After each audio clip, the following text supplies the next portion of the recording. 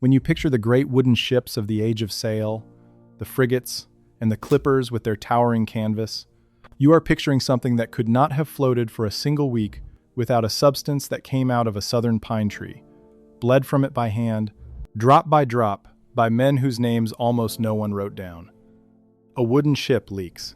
Every seam between every plank wants to let the sea in, and the only thing that stopped it was pitch and tar, sticky black distillations of pine resin packed into the seams and painted over the hull and worked into the rope, without which no navy on Earth could keep a ship at sea. That is why they called this whole family of products by a strange and revealing name: naval stores. The stores a navy could not sail without. And America made more of them than anywhere else on Earth, out of a tree called the longleaf pine, in a forest that once covered the South from Virginia to Texas, and the men who did the actual work of wounding those millions of trees and gathering their blood were, overwhelmingly, black, first enslaved and later, after slavery was supposed to be over, trapped in a system of debt and leased convict labor that was in many ways slavery by another name. I want to be careful and honest with this story because it holds one of the harder truths in American labor history, and it deserves to be told with respect and not with spectacle. There is a name that broke this system open. A young man named Martin Tabbert, who was leased to a Florida Turpentine camp and beaten to death there in 1922, and whose death finally shamed a state into ending the leasing of convicts. But Tabbert is remembered in part because he was white, and the thousands upon thousands of black men who suffered and died in these pine woods before him and around him are mostly not remembered at all. This is the story of the American turpentine industry, of how a nation bled 100 million acres of pine forest by hand to waterproof its ships and light its lamps, and of the forgotten men who did the bleeding, and I mean to give them the dignity the record denied them. If you care about the men who built this country with their hands, the workers nobody ever wrote a book about, please subscribe to Global Old History right now. Hit the button, come back. Because the men in this story are among the most completely forgotten of all the laborers we have ever covered, and their work touched almost every ship and every home in the country. Let me start with why anyone cared about pine resin at all, because it is easy to forget how much the old world ran on it. Pine trees, when wounded, ooze a sticky resin to seal the injury, the same way we form a scab. For thousands of years, people had learned to collect that resin and to cook it down into a family of useful substances. Heat it and distill it, and you separate out spirits of turpentine, a clear, powerful solvent, leaving behind a hard, brittle, amber substance called rosin. Cook pine wood itself in a slow, smothered fire and you get tar, and boil the tar down further and you get pitch, thick and black and waterproof. And every one of these things was essential to a world built of wood and rope and sailing ships. Pitch and tar sealed the hulls of ships, worked into the seams, along with hemp fibers called oakum, so the planks would not leak. Tar soaked into rope and rigging to keep it from rotting in the salt air, which is why sailors themselves came to be called tars. Turpentine thinned paint and varnish and, by the 1840s, blended with alcohol, became one of the most common lamp fuels in America, lighting homes across the country before kerosene took over. Rosin went into soap and sealing wax and 100 other things. This was not a minor trade. It was one of the foundational industries of a wooden, wind-powered, candle and lamp-lit civilization, and America, with its enormous southern pine forests, became the greatest producer of it in the world. To feel how central this was, consider a single wooden warship, the kind that decided wars. Its hull was sheathed, and its seams were sealed with pitch and tar so the sea could not get in. Its miles of rope and rigging were soaked in tar to keep them from rotting in the salt spray. Its decks were caulked with oakum and pitch. Barrels of tar and pitch were carried aboard for constant repairs at sea. A navy quite literally could not function without a steady supply of these pine products, which is exactly why they were called naval stores, and why governments treated their supply as a matter of national security. Britain, before the Revolution, leaned heavily on its American colonies for naval stores, and North Carolina became so identified with the tar and pitch trade that its people earned a nickname that has stuck to this day, the Tar Heels, a reference, in one telling, to the tar that clung to the feet of the men who worked the pine woods. Beyond the ships, the reach of these products into everyday life was enormous. Turpentine was the paint thinner and the varnish solvent of the whole country. Blended with alcohol into a fuel called camphene, It lit millions of American lamps in the middle of the 19th century, before the age of kerosene and long before electricity. Rosin stiffened the wax that sealed letters, went into soaps, coated the bows of violins, and served 100 small industrial purposes. This one family of substances, wrung out of pine trees by hand in the southern woods, waterproofed the nation's ships, lit its homes, and greased the works of its early industry. It is genuinely hard to overstate how much of the material life of that era depended on a sticky resin gathered drop by drop from a wounded tree. And the tree at the center of it all was the longleaf pine. The longleaf is a magnificent tree, tall and straight, with long needles and a deep taproot, and it grew in one of the great forest ecosystems of North America, an open, sunny, park-like forest of towering pines over a floor of wiregrass that once stretched across some 90 million acres of the coastal South. From Virginia down through the Carolinas and Georgia and Florida and along the Gulf. 90 million acres. It is almost impossible to imagine now, because that forest is essentially gone. Today, only a tiny fraction of it remains, a few percent, scattered in remnants, one of the most thoroughly destroyed major ecosystems on the continent. But for the better part of 2 centuries, that vast longleaf forest was a resource that seemed endless, and the naval stores industry set about bleeding it, tree by tree, on a scale that is genuinely hard to comprehend. And I want you to see that forest as it was, because it was not a dark, crowded woodland, but something far stranger and more beautiful. The longleaf pine forest was open and sunlit, the tall pines spaced well apart, their crowns high overhead, and beneath them, instead of dense undergrowth, a shimmering ground cover of wiregrass and wildflowers stretching away between the trunks like a great savanna. A person could see for a long way through it and could ride a horse through it at a gallop. What made it that way was fire. The longleaf forest was born of frequent, gentle fires, sparked by lightning in the southern summers, that swept through the grass every few years, clearing out the brush and the competing hardwoods but leaving the fire-adapted longleaf pines unharmed. The longleaf had evolved for exactly this.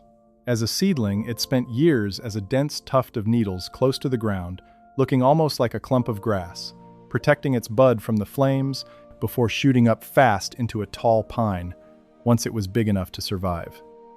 That partnership between the pine and the fire had built and maintained one of the largest and richest ecosystems in North America, 90 million acres of it, teeming with life found nowhere else. It was into this ancient fire-tended forest that the naval stores industry came with its hacks and its boxes, and it is worth understanding what was at stake, because the industry did not simply borrow the forest. Between the wounding of the trees, the logging that came behind, and, later, the well-meaning suppression of the very fires the forest depended on, the great longleaf woods were almost entirely undone. To bleed the forest was, in the end, to help destroy one of the natural wonders of the continent, and almost no one at the time saw it as anything but an inexhaustible supply of trees to be tapped. Quick pause. If these stories matter to you, join the Boss tier for $4.99 a month. Loyalty badge, custom emoji, early access 24 hours before public, and members-only polls. Link in the description. Now back to it. Now, let me show you the actual work, the thing the men did to the trees, because it is a strange and skilled and brutal craft, and it left a mark you can still find in old pines today. The older method was called boxing, and it was as hard on the tree as it was on the worker. Near the base of a longleaf pine, a worker would cut a deep cavity right into the living trunk, a hollow called a box, carved to hold about a quart of resin as it drained down. Then, above that box, he would cut into the bark and the living wood, touching you with a special curved blade called a hack, opening a fresh wound, a streak, that made the resin flow. And the resin did flow down the face of the wound and into the box below. But a wound heals, and the flow slows as it does, so every week or so the worker had to come back and cut a new streak just above the last one, reopening the wound, keeping it bleeding. Week after week, streak above streak, the wounded face climbed slowly up the trunk of the tree. As it rose too high to reach from the ground, they used a long-handled version of the hack, called a puller, to cut the streaks higher and higher, until the scarred, bleeding face reached 7 feet up the tree and more. That great scar, that tall blazed face on the trunk, where the bark had been cut away and the streaks climbed one above another, was called the cat face. and it is the signature of this whole industry. If you walk certain old southern pine woods today and find an ancient tree with a strange, tall, weathered scar rising up one side of its trunk, you are looking at a cat face, the healed wound of a tree that was bled for turpentine a century ago, and you are looking, in a sense, at the fingerprint of a forgotten worker who cut it. Let me stay with the craft a little longer, because the skill in it was real, even though the men who had it got no credit for it. Chipping was not random hacking. The chipper had to open the wood just deep enough to cut through to the resin-bearing layer and restart the flow, and no deeper, because every unnecessary cut weakened the tree and shortened its working life, and a good operator wanted his trees to keep bleeding for years. He worked with the hack, a heavy curved blade on a weighted handle, and later with the puller for the high streaks, and he swung it in a practiced motion, cutting a fresh streak across the cat face of tree after tree after tree, sometimes 10,000 trees in the rounds assigned to a single man, coming back to each one every week or so through the long season. The dipper followed with a wooden paddle shaped for the purpose and a bucket, working the soft gum out of each cup or box and into his pail, and when the pail was full, into a barrel, and the barrels were hauled out of the woods to the still. There was a whole vocabulary to it, a whole seasonal rhythm, from the first chipping of spring through the peak flow of high summer to the scraping of the hardened gum off the faces at the end of the year. The men who did it read the trees and the weather and the flow the way a farmer reads his fields. It was genuine skilled labor, learned over years, and it produced a product the whole world wanted. And the men who mastered it were, for the most part, held in bondage or debt or under a convict sentence, their skill extracted along with the resin, their expertise never their own to sell freely. That is one of the quiet cruelties buried in this history. These were not unskilled hands. They were craftsmen of the pine woods, and they were treated as disposable. And the woods themselves were hard, in ways that had nothing to do with the men who ran the camps. The turpentine season was the southern warm season, spring through fall, which meant the men worked through the full brutality of the deep south summer, in heavy, humid heat, under a sun that beat down through the open pine canopy, day after day, swinging the hack or hauling the gum. The pine woods were full of biting insects, mosquitoes and ticks and the rest, and full of snakes, including the rattlesnakes and cottonmouths of the southern lowlands, which a man walking his rounds among the trees, reaching into the brush at the base of a trunk to place or empty a cup, had to watch for constantly.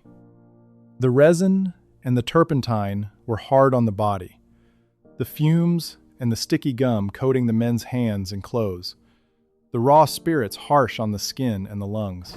And over everything lay the isolation, the sheer remoteness of a camp set miles into the pine barrens, far from any town or doctor or help, where a snake bite or a bad cut or a heat sickness could turn deadly simply because there was no one and nothing near enough to treat it. This was the ordinary daily hardship of the work, quite apart from the whip and the debt and the lease, the plain physical brutality of laboring all day in the hot, snake-ridden, fume-filled pine woods, and it fell on the men on top of everything else. When we picture them, we should picture the heat and the flies and the ache of it, the endless walking, the constant watchfulness, the sheer bodily cost of a life spent bleeding trees in that country. It was, by any honest measure, one of the hardest ways to make a living that America ever devised. The men who did this work had names for their jobs and a rhythm to their year. The one who cut the streaks was a chipper, and chipping was a skill, because the cut had to be just deep enough to reopen the flow without needlessly killing the tree, swung hundreds and hundreds of times a day across a whole section of forest assigned to one man. The one who collected the resin was a dipper, who went from tree to tree with a paddle and a bucket, scooping the accumulated gum out of each box or cup and carrying it to be barreled and hauled to the still. A crew might work in teams of 10 or 20, each responsible for thousands of trees, walking miles a day through the hot pine woods, in a landscape of resin and turpentine fumes and the endless sound of the hack biting into wood. It was hot, it was lonely, it was physically punishing, and it went on from the first warm days of spring through the long southern summer, year after year, tree after tree, streak after streak. And behind the men in the woods stood the still, which was the industrial heart of every turpentine operation. The raw gum the dippers collected was hauled to a copper still, a great kettle over a fire, where it was heated so the volatile spirits of turpentine boiled off as vapor, were caught and cooled and condensed back into liquid and run off into barrels, while the molten rosin that remained was drawn off below, strained, and cooled into the hard amber blocks that were themselves a valuable product. Tending that still was hot, skilled, dangerous work in its own right, because spirits of turpentine are highly flammable, and a still fire could flare into disaster in an instant. Around the still gathered the rest of the camp's trades. There were the coopers, the barrel makers, whose work was essential because everything, the turpentine, the rosin, the tar, moved and was sold in wooden barrels, and a leaky barrel meant lost product, so a good cooper who could raise a tight barrel by hand was a valued man. There were the teamsters who hauled the barrels and the gum. There were woodsmen who felled and split the fat pine and tended the kilns where tar was cooked from the resinous heartwood in slow, smothered fires. A turpentine operation was a whole small industry gathered in the pine woods, the men in the trees feeding the still feeding the coopers and teamsters feeding the wagons, and the railroads that carried the barrels off to Savannah and the sea. And nearly every hand in that chain, from the chipper on his rounds to the cooper at his barrel, was working within the same hard system of bondage and debt that defined the whole trade. And there was an older, even more elemental branch of this trade that I have skated past, the making of tar and pitch directly from the pine wood itself, which came before the gathering of gum and outlasted it in some places. To make tar, workers gathered the resin-soaked heartwood of pines, the fat lightwood from old stumps and dead trees, and built it into a great covered mound or a lined pit called a tar kiln.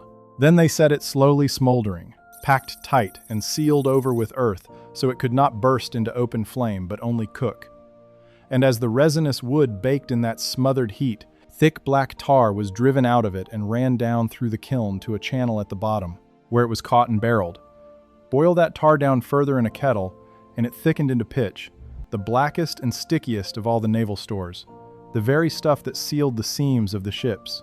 Tending a tar kiln was a slow, watchful, days-long job because the fire had to be kept smoldering at just the right heat, never breaking into flame, and a kiln that got away from its keeper could be lost in a blaze. This was some of the oldest work in the whole industry, going back to the earliest colonial days, when the tar and pitch of the Carolina pine woods first supplied the British Navy, and it too was done, in large part, by enslaved and then by bound and leased black labor, men standing watch over a smoldering mountain of pine in the woods, drawing the black blood of the forest for the ships of the world. The gum and the still get most of the attention. But the tar kiln, smoking quietly in a clearing, is where this whole industry began. Before I go on, do me a favor and subscribe. The algorithm buries old industry stories unless enough people click. One click. Come back, because now I have to tell you who these workers actually were and how they were held, and it is the heart of this story and the hardest part of it. From the very beginning, the naval stores industry ran on forced black labor. Before the Civil War, the boxing and chipping and dipping in the pine forests of the Carolinas and Georgia was done in large part by enslaved people, and historians have a particular phrase for it, industrial slavery, to distinguish it from the more familiar picture of slavery in the cotton and rice fields. Enslaved men were sent into the pine woods to wound the trees and gather the resin and tend the fires of the stills, skilled and dangerous work performed under the total control of another. The whole vast early trade in naval stores, the pitch and tar and turpentine that sailed the ships and lit the lamps, was built on their stolen labor. When I say the industry ran on this labor from the beginning, I mean that the tar and pitch trade of the colonial and early national period, the very trade that made North Carolina the Tar Heel state and supplied the ships of empires, was to a large degree the work of enslaved people sent into the pine woods. It was hard, isolated, resinous, dangerous work, imposed on men who had no choice in it, and the profits flowed to others. So when the Civil War came and slavery was destroyed, the naval stores operators faced a crisis that was, to them, purely practical. Their entire industry had been built on unfree labor, and now that labor was, in law, free, some operations collapsed. But the industry as a whole did not respond by becoming a free and fair employer of willing workers at honest wages. It responded, over the following decades, by reaching for new forms of coercion that could reproduce the old control within the letter of the new law. Debt peonage and convict leasing were the answer, and they spread through the Turpentine belt of Georgia and Florida precisely as the industry expanded there in the late 19th century. The names had changed. Slavery was illegal. But a man bled the same trees, in the same woods, under the same threat of the lash, unable to leave, unpaid in any real money, and if you had shown him the fine legal distinction between what bound him and what had bound his father, I am not sure he would have been able to feel the difference in his own life. That continuity, from slavery to peonage to the convict lease, is the through line of this whole industry's labor, and it is the thing most worth remembering about it. And here's the part that I think matters most, the part that is easy to skip. When slavery ended, the industry did not stop using unfree black labor. It found new ways to hold men. As the naval stores industry moved south and west into the deep pine forests of Georgia and especially Florida in the decades after the war, it came to rely on two systems that trapped workers, mostly black men, almost as completely as slavery had. One was debt peonage. A worker would be advanced credit at the company store, the commissary, and paid not in real money, but in company scrip, a private currency that could only be spent at that same store, at prices the company set. Kept always a little in debt, unable to earn real cash, forbidden to leave until the debt was cleared, a man could be bound to a turpentine camp for years, working to pay off a debt that was designed never to be paid off. The other system was the leasing of convicts. Southern states in this era arrested black men in enormous numbers, very often on trivial or invented charges, vagrancy or riding a train without a ticket, and then leased those convicts out to private companies, including the turpentine operators, to work off their sentences. The company paid the state. The convict was paid nothing, and was worked, often, under the whip, in conditions that killed men regularly and that no free worker would have endured. These turpentine camps have to be understood as worlds unto themselves, because their isolation was the whole point. A camp was set deep in the pine woods, often miles from any town, along a spur of railroad built to haul the barrels out, and it contained everything needed to keep the operation and its workers self-contained. There were the rough dwellings where the workers lived, canvas tents or crude wooden shacks. There was the commissary, the company store, which was the only place for miles to buy food, clothing, tools, anything, and which took the company scrip that was the only money most workers ever saw. There was the still, and the cooperage, and the barns for the mules. In the larger camps, there might even be a small church, or a school, and over it all stood the bosses, the operator or his managers, the woods riders who oversaw the men on their rounds, and, in the camps that ran on leased convicts, the whipping bosses whose job was to force the required work out of men by violence. The isolation meant that inside a camp, the operator's word was very nearly absolute law. There was no sheriff down the road, no court around the corner, no newspaper reporter, no free labor market a mistreated man could simply walk away to. A worker who tried to leave a peonage debt or escape a convict lease could be hunted down, dragged back, and punished, and who outside the camp would ever know or care. That combination, total control and total isolation, is what allowed these camps to become, in the worst cases, places of casual and lethal brutality, hidden away in the beautiful pine woods where the resin dripped into the cups, and no outside eye ever looked. And yet, even inside that hard enclosed world, the men were fully human, and I do not want to reduce them only to their suffering, because that would be its own kind of erasure. They had lives. They had families, in the camps, or far away. They had skills they were proud of, the chipper who could lay a clean streak, the cooper who could raise a perfect barrel, and they had, famously, their music. The black workers of the Turpentine Woods carried and made a rich tradition of song, work songs, and field hollers that set the rhythm of the labor and carried the feeling of it. Long calls that rang out through the pines, sung to pace the swing of the hack or simply to make the endless hours bearable and to say something the men could not otherwise say. Folklorists who went into the Turpentine country later in its history recorded some of these songs, and through them you can hear, faintly across the years, the actual voices of the men in the woods, their humor, and their weariness, and their faith, and their longing. It is one of the very few places where they speak to us directly, not as a number in a company ledger or a statistic in a report on peonage, but as people, singing, I hold on to that, because it is the corrective to everything hard in this story. These were not only victims and not only labor. They were men who worked and suffered, yes, but who also sang in the pine woods, who found in themselves, under the worst conditions the country could impose, the ordinary human insistence on making something, even if it was only a song, that was truly their own. Whole turpentine camps ran on this leased and peonage labor, isolated deep in the pine woods, far from any outside eye, self-contained little worlds of stills and commissaries and roughhousing and overseers, where a man could disappear and no one on the outside would ask a single question. One quick note, I turned the full story into a book, everything the records gave me. If you want it, the link is in the description. And that is where Martin Tabbert comes in, and I tell his story carefully because of what it reveals. Tabbert was a young man from North Dakota who, in 1922, was traveling through Florida when he was arrested for riding a train without paying the fare. He was fined, and when he could not immediately pay, he was leased out to a turpentine camp to work off the fine. In that camp, he was worked and beaten, and he was flogged so brutally by a camp boss that he died of it. He was 22 years old. Because Tabbert was white, and from a northern family who would not let the matter drop, and because the details of his flogging and death were so horrifying, his case became a national scandal. There was an investigation, there was newspaper coverage across the country, and in 1923, the state of Florida abolished the leasing of convicts altogether, and the whole brutal system began to come apart. So Martin Tabbert's death did real good. It helped end a monstrous practice. But I want you to hold the other half of that truth right beside it. The system that killed Tabbert had been killing black men in exactly the same way in exactly those camps for decades, and their deaths had not made the papers, had not sparked investigations, had not moved a legislature. It took the death of a young white man from the North to make the country look at what had been happening all along to men whose deaths it had been willing to ignore. Tabbert is the one name most people know from the turpentine camps.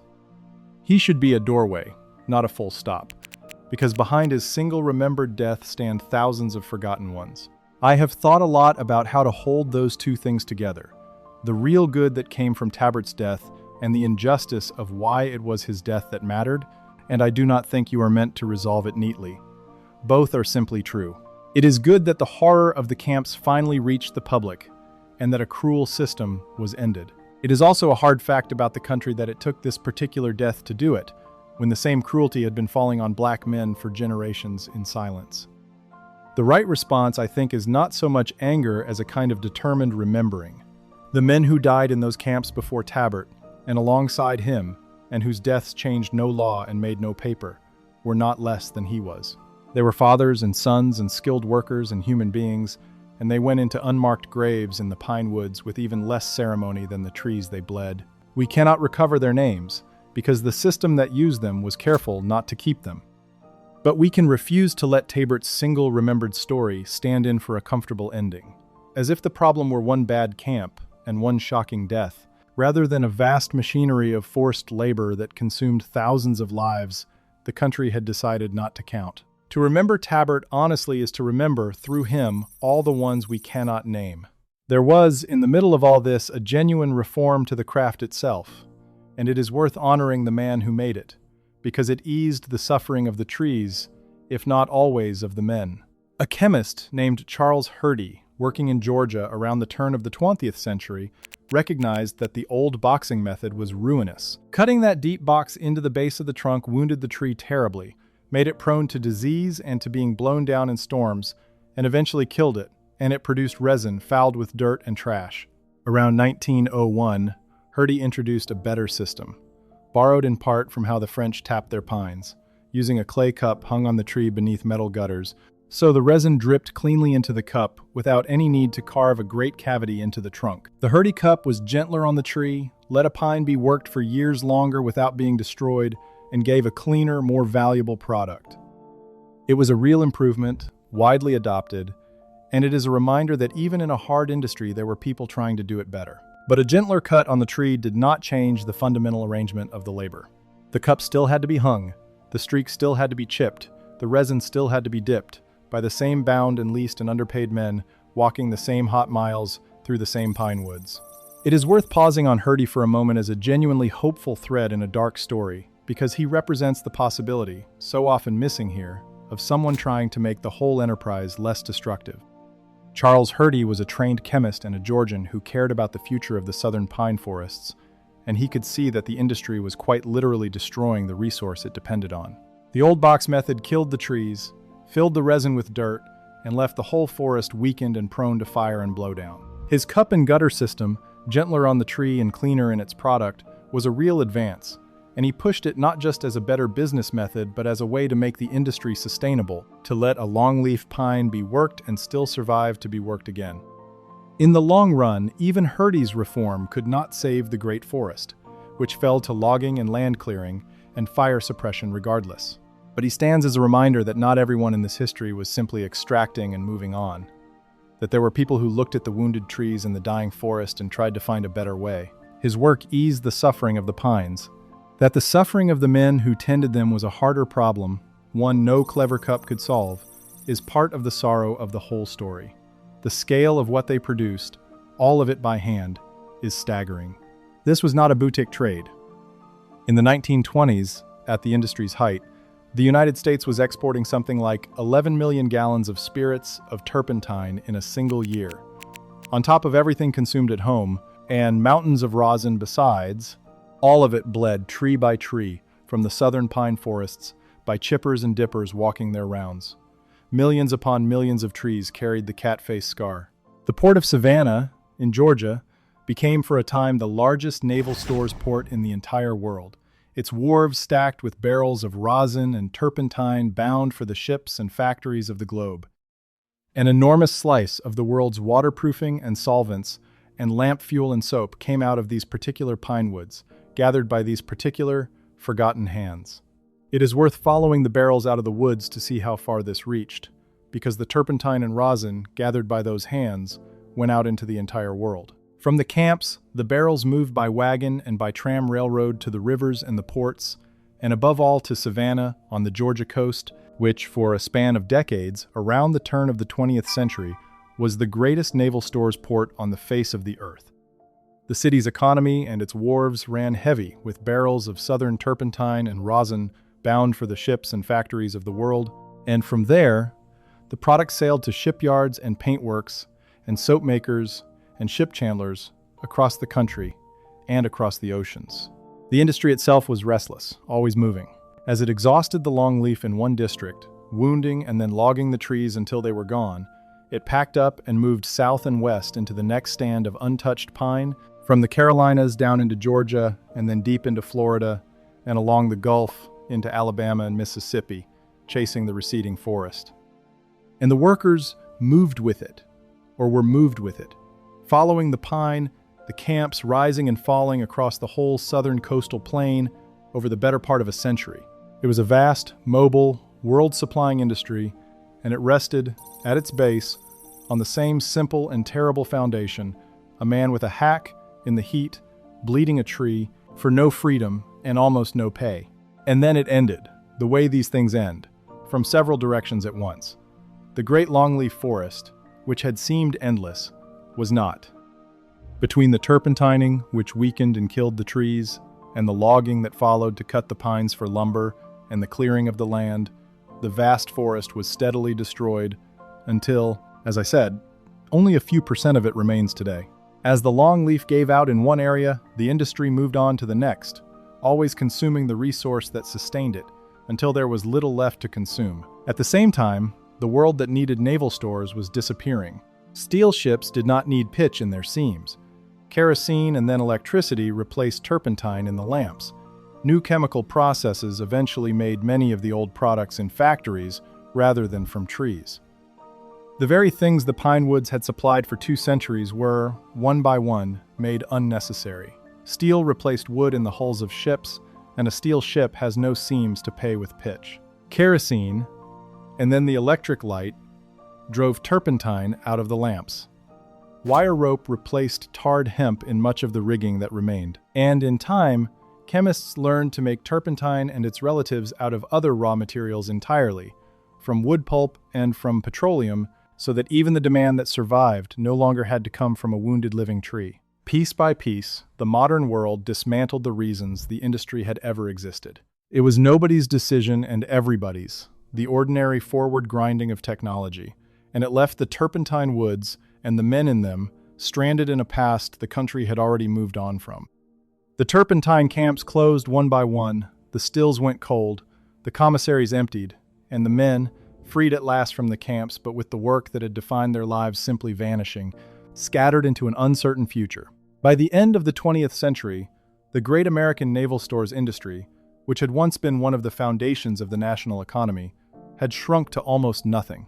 The disappearance of the longleaf forest that went along with all this is a quiet catastrophe that most Americans have never heard of, and it deserves to be named.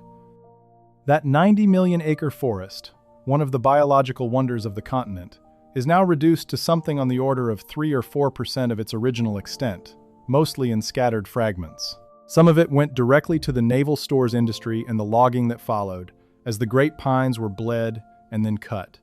But a subtler killer finished much of what remained.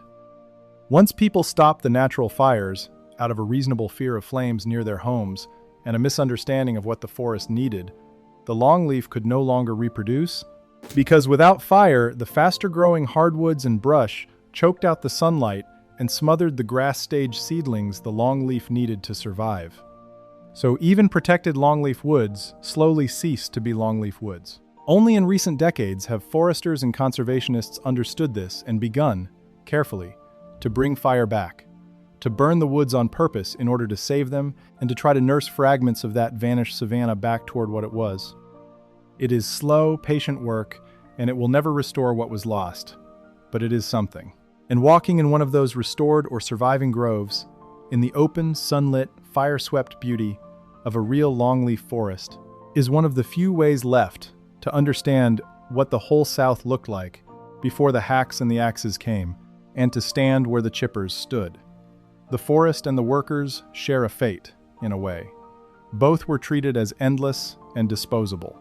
Both were very nearly used up entirely. And both left behind only fragments and scars for us to read, if we care enough to learn how to read them. What is left is the scars, and the silence, and a very few surviving groves. If you know where to look in the remnants of the old longleaf country, in the protected pockets that were spared, you can still find ancient pines carrying the healed cat face on their trunks, the tall old wounds grown over but never gone, marking exactly where a chipper stood 100 years ago and swung his hack. Those scars are, quite literally, the only monuments most of these workers have. There are no statues to the dippers. There are almost no names. The industry kept careful count of its barrels and its gallons and its profits, and it did not, for the most part, keep the names of the men who filled those barrels, especially not the enslaved and the peons, and the least convicts who did the hardest of the work under the least freedom. When I stand in one of those rare old longleaf groves, among the tall pines and the wiregrass, in the particular hush of that forest, I try to hold the whole thing in my mind at once. The beauty of the tree and the forest that is almost gone, the strange, skilled, brutal craft of bleeding the pines, the pitch and tar that sealed the ships that built the country's commerce, and the turpentine that lit its homes, and underneath all of it, holding it up, the men. The enslaved men sent into these woods before the war. The debt peons bound by scrip they could not escape. The least convicts arrested for nothing and worked under the whip until some of them died, like Martin Tabbert, whose one remembered death stands for a multitude of forgotten ones. They did work that touched nearly every ship and nearly every home in America, and they did it for no freedom and almost no pay and no memory at all. The cat face on an old pine is their gravestone, unmarked and unread, weathering slowly in a forest that is itself nearly gone.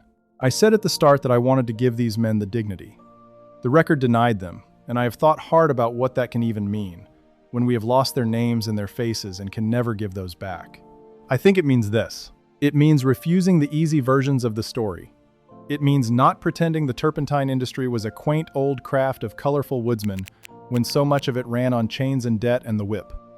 And it means, just as much, not reducing the men to nothing but their bondage, as if suffering were the only thing that was ever true about them, when they were also skilled and enduring and, in their own way, unbroken, singing in the woods. The dignity we can still offer them is the dignity of the whole truth, told plainly, neither prettied up nor flattened out. They were craftsmen. They were prisoners. They were fathers and singers and men who knew the pine woods better than anyone alive today ever will. They waterproofed a nation's ships and lit its lamps, and the nation took what they made and forgot them almost completely. We cannot fix that. But we can decline to complete the forgetting. We can learn what a cat face is. We can stand in the last of the longleaf and know what happened there. That is a small thing to set against so much erasure.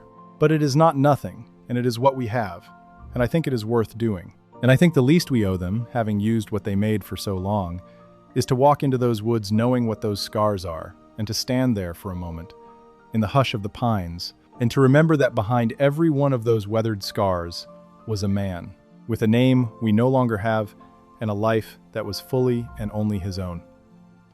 One more thing. If you want to be part of the inner circle on this channel, join Final Boss for $9.99 a month. Public shout-out in upcoming videos, members-only investigations, plus everything from boss tier. Link in description. See you in the next one.